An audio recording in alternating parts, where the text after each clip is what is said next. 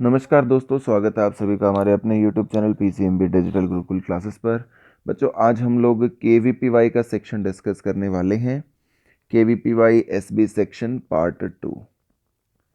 SB section या SX section आप कह लीजिए, पार्ट 2 बायोलॉजी का सॉल्यूशन हम करेंगे। तो क्या है बेटा उस सॉल्यूशन के अंदर कि डिस्टेंस जो है A और B के बीच में 10 सेंटीमीटर ऑर्गन्स दिया गया है। Organism with A B and combination of alleles is crossed with A B. तो भाई ए बी को आपने क्रॉस किया ए बी के साथ, तो गैमेट्स कैसे फॉर्म होंगे इससे पहले क्रॉस बना लेते हैं। तो आपका बन जाएगा A small A B capital B. अब ये जो क्रॉस है इससे आपको गैमेट्स बनाने हैं। तो गैमेट्स क्या होंगे, देखिए इसमें से 4 गैमेट्स बन सकते हैं, A small A capital B and small A small B. अब इसमें से जो दो हैं वो तो पुराने जैसे ही हैं, ए स्मॉल बी और small A capital B.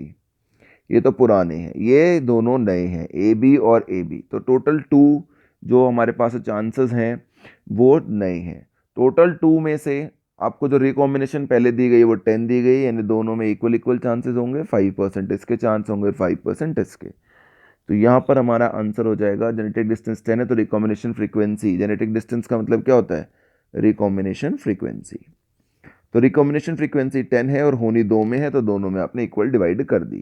Proteins दिए गए हैं पी क्यू आर और कहा गया है कि ये एसोसिएट करते हैं with intact cell organelle membrane in a cell.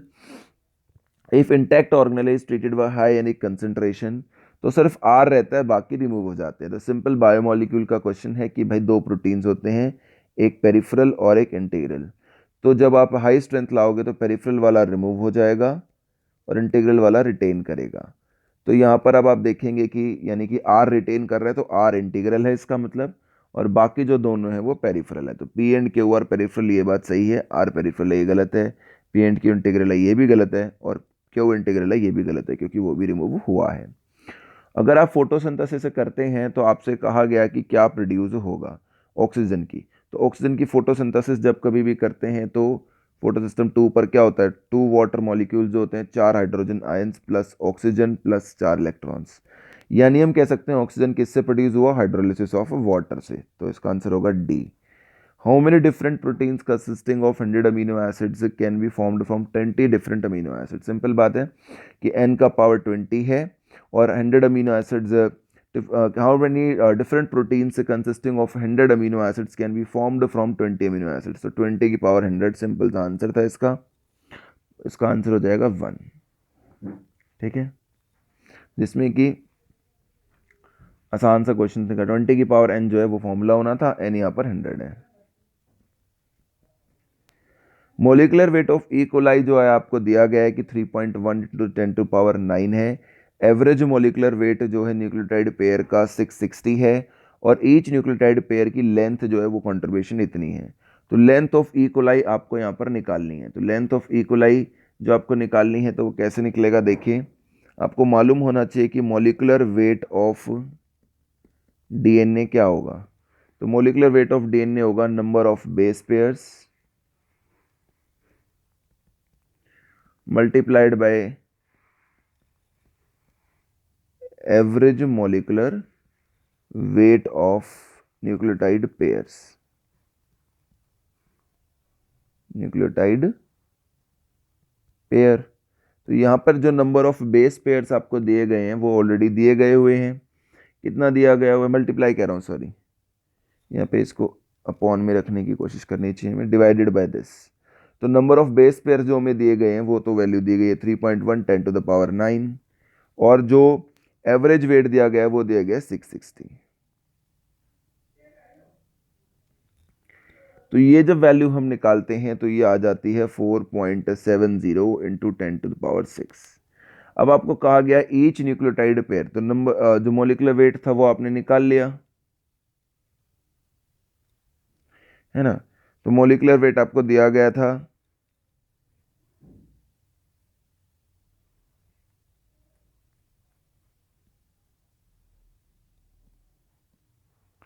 है ना बेटा। अब इसमें देखो एक छोटी सी चेंज है, just sorry for this thing, actually में ये थोड़ा सा हमें यहाँ पे चेंज करना था।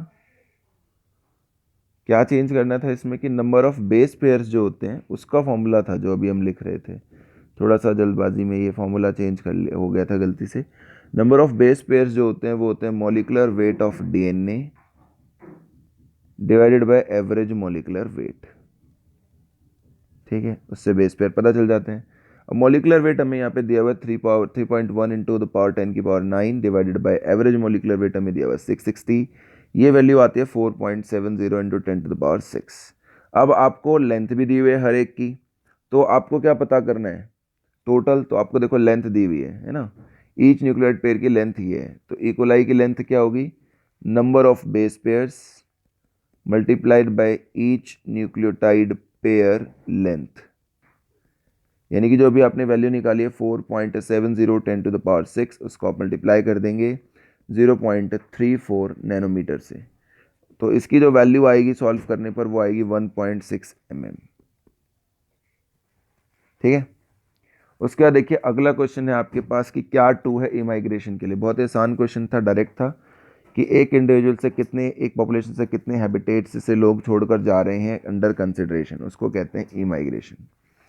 करेक्ट कॉम्बिनेशन ढूंढनी थी सिस्टीन के बारे में, तो सिस्टीन में डाइसल्फाइड बॉन्ड्स होते हैं सिस्टीन और सिस्टीन के बीच में, लेकिन ध्यान रखिएगा सिर्फ सिस्टीन और सिस्टीन जैसे एंटीबॉडी के बीच में होते हैं वैसे ही। तो यहाँ पर cysteine can be link to other, yes, zinc के साथ यस, लेकिन टायरोसिन या किसी और के साथ एसएस या एसओ बॉन्ड से बाइंड नहीं होता, तो आंसर होगा B, second and third. Minimum number of plants to be screened to obtain a plant of genotype this from a cross of this. तो आपको बहुत सिंपल सा कैलकुलेशन करना था यहाँ पर कि ये वाला आपको निकालनी है। तो पहले आप फ्रीक्वेंसी निकाल लेंगे यहाँ से कि भाई अगर मैं इसकी फ्रीक्वेंसी देखता हूँ कि मुझे ये चाहिए ए स्मॉल ए, तो क्रॉस में ए स्मॉल ए का कितना चांस है, तो ए और ए इन दोनों का शुरुआत का ले लेते हैं, पहले इसको क्रॉस करा लेते हैं। तो क्रॉस आएगा ए स्मॉल ए स्मॉल ए, यानी कि 4 में से 2 बार क्या आएगा, ए स्मॉल ए आएगा। तो ए स्मॉल ए की फ्रीक्वेंसी क्या होगी 2/4 यानी कि 1/2। ठीक है, प्लस बी स्मॉल बी की फ्रीक्वेंसी कितनी होगी, तो बी और बी को क्रॉस कर दिया आपने,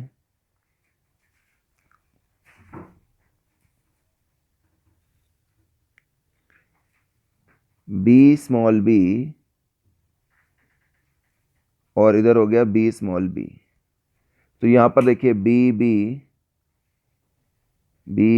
small B small B small B small B, तो बी स्मॉल बी की फ्रीक्वेंसी क्या होगी, टोटल में से जो है बी स्मॉल बी की फ्रीक्वेंसी भी निकालना हमारे लिए ज़रूरी है, वो भी करीब करीब है ना बेटा। देखो तो इस क्रॉस में आपको क्या बनता हुआ दिख रहा है, इस क्रॉस में आपको दिखेगा अगर आप क्रॉस करेंगे तो इसको एक बार इससे, तो B capital B small B capital B small B, फिर दूसरा बी कैपिटल बी, इसको इससे, और फिर बी। तो स्मॉल बी जो ये वैल्यू हमसे पूछ रहा है इसकी वैल्यू क्या होगी, सिर्फ 1/4 चांस होगा। तो यहाँ पर इसको आप 1/4 क्रॉस होता चला जाएगा ये।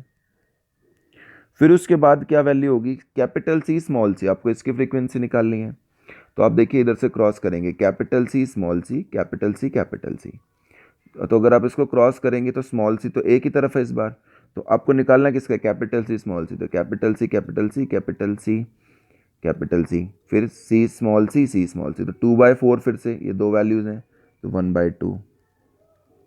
फिर दोबारा से अगर आप इसको सेम चीज़ को मल्टीप्लाई करेंगे तो आपके पास डी स्मॉल डी की वैल्यू निकालनी है, उसको भी आप इसी तरीके से बिल्कुल एग्जैक्ट तरीके से सॉल्व कर सकते हैं, और वो वैल्यू भी आपके पास आएगी 1/2। तो यानी कि अगर 1 प्लांट के हिसाब से हमने रेशियो कर दिया इसको, तो ये आएगा 2 4 जा 8 2 16 32, यानी 1 प्लांट के लिए आपको कितने चाहिए, 32 प्लांट से स्क्रीन करने पड़ेंगे। और अगर हम इस कैलकुलेशन को पूरा रखते हैं यानी रेशियोज को ना डिवाइड करें तो क्या होगा, तो आपको ये वैल्यू कैसे मिलती, जहाँ भी 1/2 होगा तो 2/4 ही था, तो 2/4 इंटू 2/4 1/4 इंटू 2/4 इंटू 2/4, यानी कि ये क्या वैल्यू हो जाती है 248 8/2 56, यानी कि 8 जीनोटाइप्स देखने के लिए आपको 256 प्लांट्स चाहिए, और एक देखने के लिए कितने चाहिए 1/32। एक प्योर ब्रीड रेड फ्लावर को आपने जो है क्रॉस कर दिया विद जीनोटाइप RR और स्मॉल RR के साथ, और जब भी RR को स्मॉल RR के साथ करोगे तो चारों के चारों इसी टाइप के बनेंगे, और ये बन रहे हैं पिंक। अब जब आप इसको सेल्फ क्रॉस करोगे यानी R स्मॉल R को R स्मॉल R से सेल्फ क्रॉस करते हैं हम, तो क्या बनता है RR R small R R small R small R small R, इस क्रॉस के दौरान अगर आप देखेंगे तो ये जो पिंक वाले केसेस हैं, तो 4 में से 2 ही हमेशा, चाहे आप कितना ही क्रॉस कर लें, 50%। तो यहाँ पर आपसे 6 जनरेशन तक क्रॉस कराकर इसकी परसेंटेज पूछी गई थी कि रेड और वाइट कितने होंगे, तो रेड और वाइट 50 होंगे और बाकी भी 50 होंगे। तो इसका आंसर हो सकता है 49 to 51। Now the last question दोस्तों की स्कीमेटिक डायग्राम है लैक ऑपरेंट का, और कहा गया एब्सेंस ऑफ लैक्टोज में क्या होगा अगर लैक्टोज सेल में प्रेजेंट हो। तो भाई देखो, एब्सेंस ऑफ लैक्टोज में क्या हो रहा है कि रिप्रेशर बाइंड कर रहा है ऑपरेटिंग साइट से, ओस साइट से, और ट्रांसक्रिप्शन को प्रिवेंट कर रहा है, यानी कि एमआरएनए को क्या नहीं, आरएनए को क्या नहीं बनाने दे रहा, डीएनए को क्या नहीं बनाने दे रहा, आरएनए नहीं बनाने दे रहा, है ना। डीएनए को क्या नहीं बनाने दे रहा, आरएनए नहीं बनाने दे रहा, ट्रांसक्रिप्शन नहीं होने दे रहा। तो लैक्टोज आने पर क्या होगा, तो भाई लैक्टोज आने पर क्या होगा कि लैक्टोज जो है वो एलोलैक्टोज में कन्वर्ट हो जाएगा, वो इस रिप्रेसर प्रोटीन से बाइंड हो जाएगा ताकि फिर रिप्रेसर प्रोटीन इस ओ साइट पर बाइंड ना करे, and prevents the repressor protein binding with O, यानी कि लैक यहाँ पर क्या एक तरीके का इंड्यूसर है, और इसीलिए इस साइकिल को क्या कहा जाता है, लैक ऑपरेंट। तो बच्चों इसी के साथ ये KVPY SB सेक्शन 2017 भी हमने कर लिया है। उम्मीद करता हूँ आपको समझ में आ गई होगी बात।